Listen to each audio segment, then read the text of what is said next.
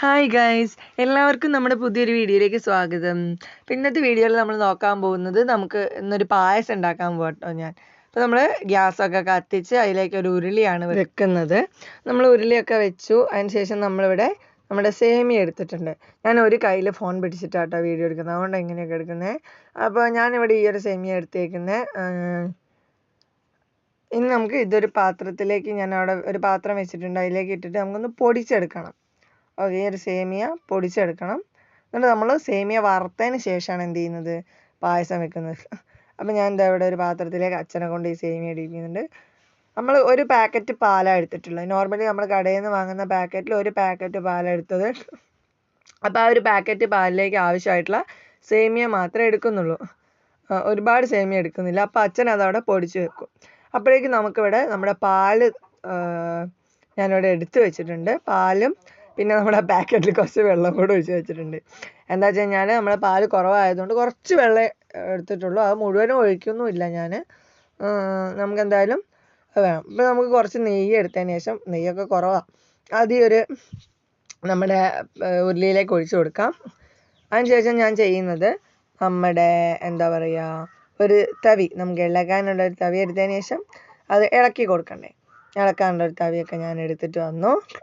ഞാൻ ഒരു കയ്യിൽ പിടിച്ചാണ് വീഡിയോ ചെയ്യുന്നത്, അതുകൊണ്ടാണ് ഇങ്ങനെ വീഡിയോ അങ്ങോട്ടും ഇങ്ങോട്ടൊക്കെ പോകുന്നത്. ഓക്കെ, ഞാൻ പോകുന്നത്. നമ്മുടെ സേമിയ എടുത്തിട്ടുണ്ട്, നമ്മുടെ ഇത് ഉരുളിയിലേക്ക് ഇട്ട് കൊടുത്തിട്ടുണ്ട്.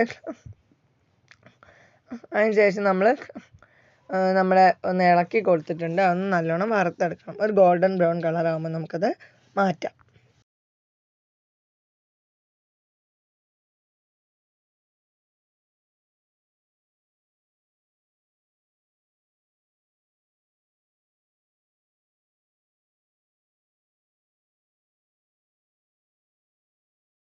അപ്പം നമ്മുടെ സേമിയ അതിൽ നിന്ന് മാറ്റിയിട്ട് അതേ പാത്രത്തിലേക്ക് ഞാൻ പാലൊഴിച്ച് കൊടുക്കുകയാണ് കേട്ടോ. അങ്ങനെ നമ്മുടെ പാല് നമ്മൾ ഒഴിച്ച് കൊടുത്തിട്ടുണ്ട്. അതിന് ശേഷം ഞാൻ ഇതിലോട്ട് എന്താ പറയുക, പാലൊഴിച്ച് കൊടുത്തിട്ട് അതിലേക്ക് കുറച്ച് വെള്ളവും കൂടി ഞാൻ ആഡ് ചെയ്ത് കൊടുക്കുന്നുണ്ട്. കാരണം നമ്മുടെ പാല് വളരെ കുറവായതുകൊണ്ടാണ് കേട്ടോ ഞാൻ വെള്ളം ആഡ് ചെയ്യുന്നത്. അല്ലെങ്കിൽ ഞാൻ ഒട്ടും വെള്ളം ആഡ് ചെയ്യില്ലായിരുന്നു. വളരെ കുറച്ച് വെള്ളവും കൂടെ ആഡ് ചെയ്ത് നമ്മളതൊന്ന് തിളപ്പിച്ചെടുക്കുന്നുണ്ട്. ഓക്കെ,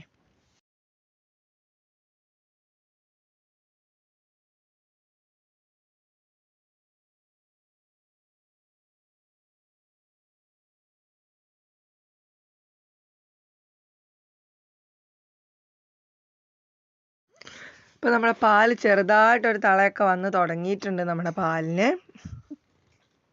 നിങ്ങൾക്ക് ക്യാമറ കാണാൻ പറ്റുന്നുണ്ടോ അറിയില്ല, അത്യാവശ്യം ഇത് തിളച്ച ആവിയൊക്കെ ഇങ്ങനെ പൊങ്ങി വരുന്നുണ്ട്.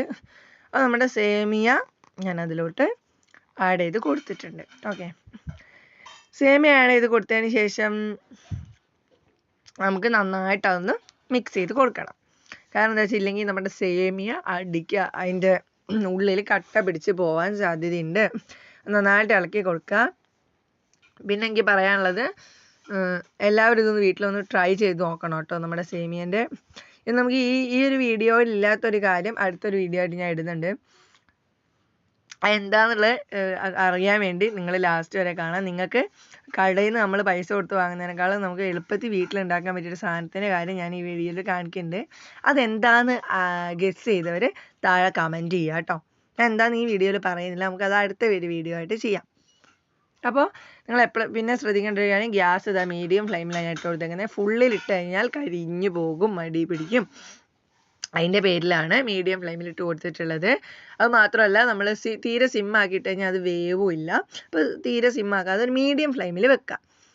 നമുക്കതൊന്ന് അവിടെ ഇരുന്ന് വേവട്ടെ കേട്ടോ.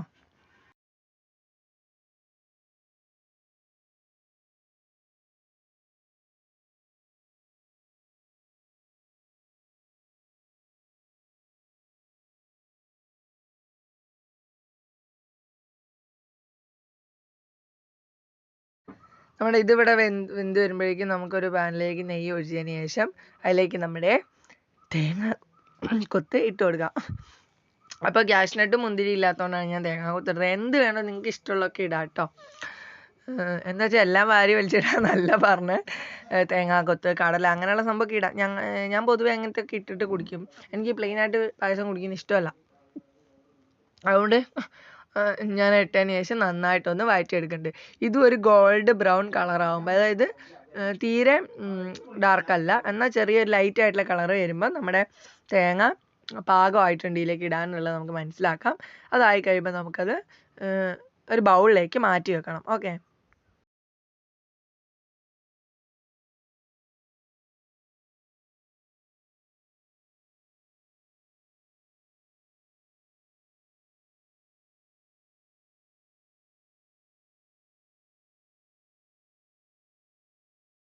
ഇപ്പോൾ നമ്മുടെ തേങ്ങയും കടലയൊക്കെ ഞാൻ വറുത്ത് മാറ്റി വെച്ചിട്ടുണ്ട്.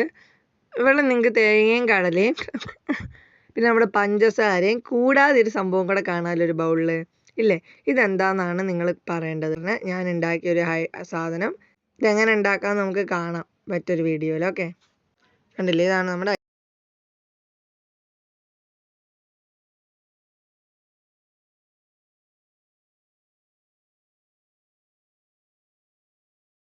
ഇപ്പം നമ്മളിത് നമ്മുടെ പഞ്ചസാര ഒരു ബൗൾ ഞാൻ ഈ പായസത്തിലേക്ക് ആഡ് ചെയ്തു. കുറച്ചേ ആഡ് ചെയ്തോളൂ, കാരണം നമുക്ക് മധുരം നോക്കിയിട്ട് പിന്നീട് ചേർക്കാം എന്നോർത്തു. എന്തായാലും അത് മുഴുവൻ വേണ്ടി വരും എന്ന് എനിക്കറിയാം. എന്നാലും നമ്മളൊരു എന്താ പറയുക, നമ്മുടെ പാരമ്പര്യം ആയിട്ട് നമ്മളങ്ങനെ കുറച്ചിട്ടിട്ട് നമുക്ക് നോക്കിയിട്ടിടാം. ഇനി ഇതാണ് നമ്മുടെ സംഭവം. ഇത് ഞാൻ ആഡ് ചെയ്ത് കൊടുക്കുകയാണ്. എന്താണെന്നുള്ളത് കമൻറ്റ് ചെയ്തോളാം. അപ്പം നമുക്ക് ഇപ്പോൾ ഒഴിച്ച സംഭവത്തിൻ്റെ ഡീറ്റെയിൽഡ് വീഡിയോ ഞാൻ ചെയ്യാം. ഇനി നമ്മുടെ പഞ്ചസാര ബാക്കിയും കൂടെ മധുരം നോക്കി നമുക്ക് ആഡ് ചെയ്ത് കൊടുക്കണം. അതും കൂടെ കഴിഞ്ഞ് കഴിഞ്ഞാൽ ഇതാ നമ്മുടെ പായസം നല്ലപോലെ ഇളക്കി അച്ഛൻ തരുന്നുണ്ട്. ഒന്ന് ടേസ്റ്റ് ചെയ്ത് നോക്കുകയാണ്. കുറച്ച് പുറത്തേക്ക് കളഞ്ഞിട്ട് നമുക്കൊന്ന് ടേസ്റ്റ് ചെയ്ത് നോക്കാം. മധുരം നോക്കാം കേട്ടോ. പോരാ പോരാ പോരാ, നമുക്ക് അതും കൂടെ ആഡ് ചെയ്ത് കൊടുക്കാം. ഒട്ടും ഇല്ല മധുരം. ഞാൻ അത് ആഡ് ചെയ്ത് കൊടുക്കുകയാണ്. നമ്മുടെ പഞ്ചസാര ആഡ് ചെയ്ത് കൊടുക്കൂ, ഇളക്കൂ, ആഡ് ചെയ്ത് കൊടുക്കൂ, ഇളക്കൂ. അപ്പോൾ അത് ആഡ് ചെയ്ത് കൊടുത്തു. ഇനി നമുക്ക് നമ്മുടെ ബാക്കിയുള്ള പഞ്ചസാരയും കൂടെ ഞാൻ തട്ടിക്കൂട്ടി ആഡ് ചെയ്ത് കൊടുത്തു. അത് കഴിഞ്ഞ് നമുക്ക് അതിനകത്തേക്ക് ഇനി ആഡ് ചെയ്യേണ്ടത് കടലയും തേങ്ങയാണ്. അത് കുറച്ചുകൂടി ഒന്ന് വെന്തതിന് ശേഷം നമ്മൾ ആഡ് ചെയ്യുന്നുള്ളൂ. നല്ലോണം പായസം തിളച്ചതിന് ശേഷം നമുക്ക് ഇതാണ്ടേ നമ്മുടെ നല്ലപോലെ നെയ്യിൽ വറുത്ത് വെച്ചിട്ടുള്ള നമ്മുടെ കടലക്കയും തേങ്ങാക്കൊത്തും നമുക്ക് ഇതിലേക്ക് ആഡ് ചെയ്ത് കൊടുക്കാം.